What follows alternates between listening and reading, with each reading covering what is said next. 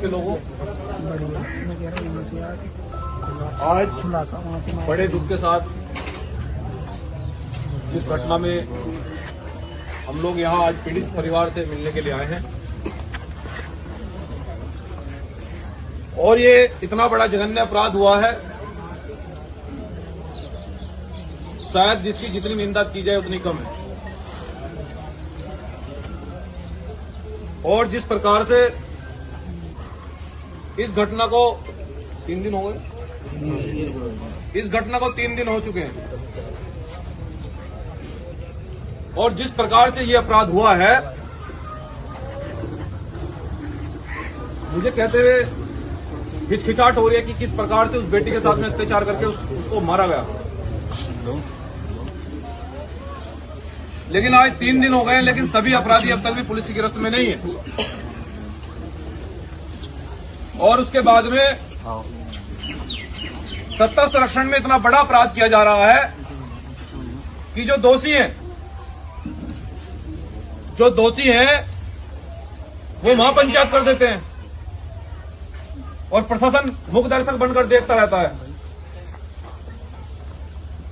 यहां प्रशासन के जिम्मेदार अधिकारी उपस्थित हैं और साहब हम संविधान को मानते हैं और डरते हम किसी के बाप से नहीं है। इसलिए जिस प्रकार से ये आपके सामने दोषियों ने महापंचायत की है, ये एक बेटी का अपमान नहीं है, ये पूरे संविधान का अपमान हुआ है। और जो गांव के प्रधान है, वो गांव के प्रधान दोषी को बचाने के लिए वो इधर उधर की बात कर रहे हैं। हम प्रशासन से आए तो मैं अपने परिवार से मिलने के लिए आया था। प्रदेश के प्रभारी जी बैठे हैं उपस्थित, प्रदेश के अध्यक्ष हैं, सही प्रदेश की टीम है। ये जितने भी समाज के लोग आए तो इन्हें पता लगा कि आज हमारा भाई मिलने के लिए आ रहा है। लेकिन मैं प्रशासन के लोगों आपसे मैं अवगत कराना चाहता हूं, हम लोग एक देश में संवैधानिक आंदोलन चला रहे हैं, और जिस प्रकार से ये घटना हुई है और जिस प्रकार से दोषियों को बचाने का प्रयास किया जा रहा है, प्रशासन के लोगों को यह पता रहना चाहिए कि सरकार बदलती रहती है। क्या सरकार में हम लोग नहीं आएंगे? क्या ये लोग हमारे जो नेता हैं ये सरकार में नहीं आएंगे? तो जिसकी सरकार बनेगी उसकी लाठी हो जाएगी, तो फिर न्याय कैसे होगा? प्रशासन के लोगों, आपको अब तक अपराधियों को गिरफ्तार कर लेना चाहिए था। और अगर सत्ता का इतना बड़ा दबाव है तो मुझे ऐसा लगता है तो फिर आपको शायद कलम की ताकत नहीं पता है। और एक बेटी के साथ अपराध हुआ है, वो हमारी बहन नहीं, वो आपकी भी बेटी है। और जिस प्रकार से अपराधी बच रहे हैं, महापंचायत कर रहे हैं, हम ये कहना चाहते हैं कि हम लोग संविधान को भी मानते हैं, लेकिन अगर हमें फिर यहां आंदोलन करना पड़ा तो साहब इसकी जिम्मेदारी आपकी होगी, हम आपको अवगत करा रहे हैं। लेकिन अगर वो सत्ताधारी लोग ये सोच रहे हैं, जिस तरह अभी कुछ दिन पहले बेल्टा प्रकरण हुआ, हमारे व्यक्ति को मार दिया गया, हमारे लोगों पर लाठीचार्ज कर दी गई, हमारे लोगों को 50 लोगों को जेल भेज देगा, ये कैसा न्याय है भाई? प्रशासन के लोगों मैं आपको बताना चाहता हूं उनका नेता न तो कमजोर है और न ही वो उसको लोग गुमराह कर सकते हैं। अगर प्रशासन के लोग गिरफ्तारी नहीं करेंगे तो साजिश में आपका भी हाथ है। हाई कोर्ट में लीगल सेल बनाकर हमने तैयार कर दिया, 50 एडवोकेट। आपके पास 48 घंटे हैं साहब, 48 घंटे में सारे मुलजिम अगर गिरफ्तार नहीं हुए तो हम प्रशासन के लोगों के खिलाफ भी SC/ST मुकदमा दर्ज हाई कोर्ट में करवाएंगे। हम आपको बता रहे हैं अभी। और लाठी वाठी मारकर कोई गुमराह करके अगर सरकार मुख्यमंत्री जी फोन करे कि लाठी मार के दंगा करा दो और उल्टे इनका जेल भेज दो, वो काम चलने वाला नहीं है। मैं तो अपने लोगों को कह के आया हूं कि भाई पुलिस लाठी चलाएगी तो बैठे रहना, आराम से पीटते रहना, लाठी खाते रहना भाई। क्योंकि जब देश को पता लगेगा कि एक बेटी का रेप कर देगा, उसके परिवार को ही मारा जा रहा है, तो देश जवाब मांगेगा। तो इसलिए आने वाली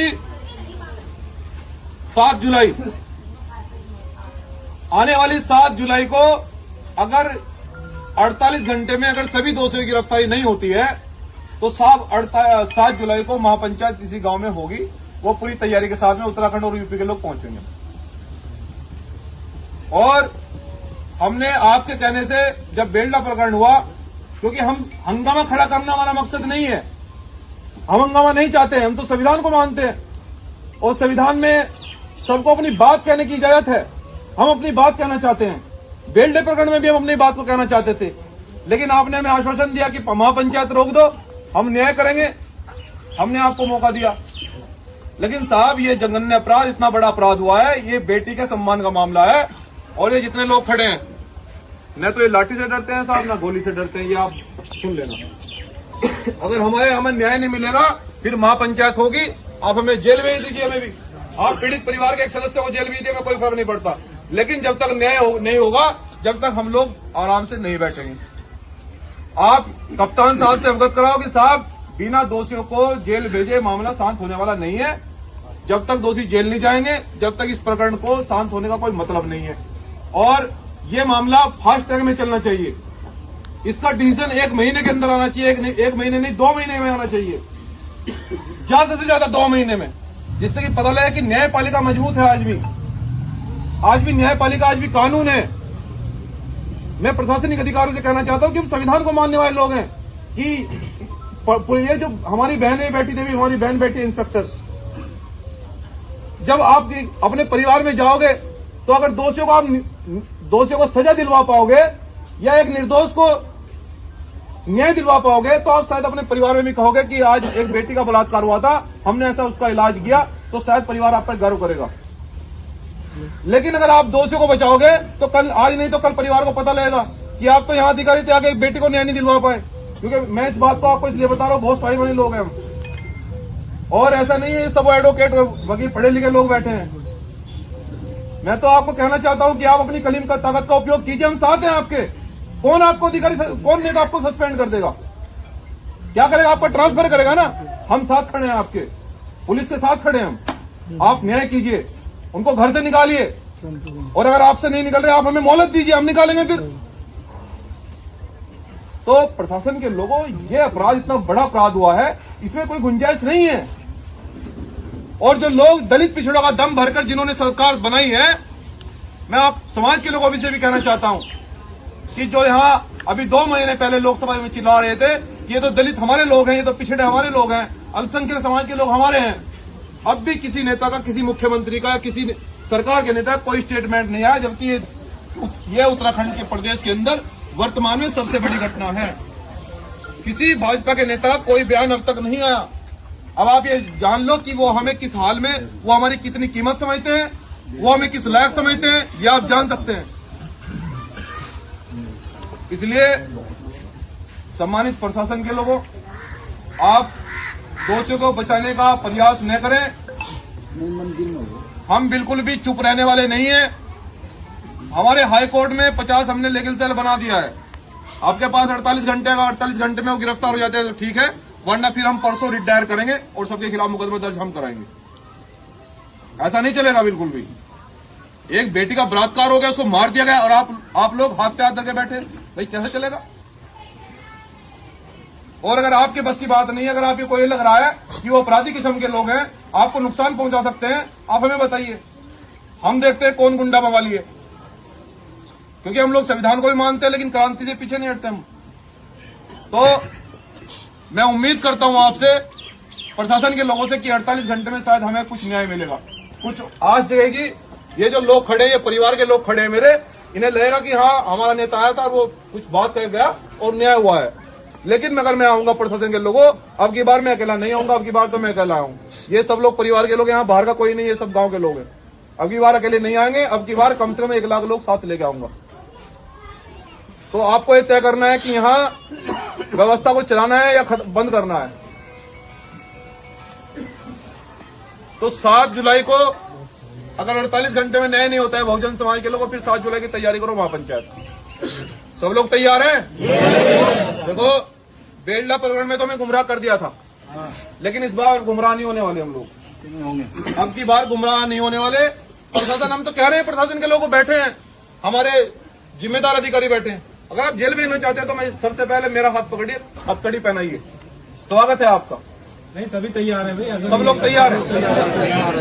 जेल में गुमराह किया गया हमको। आप लोग जेल भेजना चाहते हैं पीड़ित परिवार के नेता को या उनके परिवार के लोगों? मैं परिवार का सदस्य हूं, आप जेल भेज दिया, मैं कोई समस्या नहीं है, लेकिन साहब न्याय चाहिए। मैं हमारी उम्मीद, हमारी मांग, हमारी डिमांड, हमारी आवाज केवल एक ही है कि न्याय हो। न्याय नहीं होगा तो फिर हम रोड पर निकलेंगे, फिर व्यवस्था आप संभालना। अब मैं पूछना चाहता हूं, अब हमारे जो कोतवाल महोदय हैं वो भी इस घटना में स्पष्टीकरण देंगे कि आखिर अब तक कार्रवाई कहां तक पहुंची है, जिससे कि हमारे परिवार के लोगों को लगे कि भाई आश्वासन मिले कि भाई कहां तक कार्रवाई पहुंची, कुछ पकड़ा गया, दगड़ा हुई है या किसी को गिरफ्तार किया है या नहीं किया है। तो मैं चाहता हूं कि कोतवाल महोदय भी अपनी बात को रखें।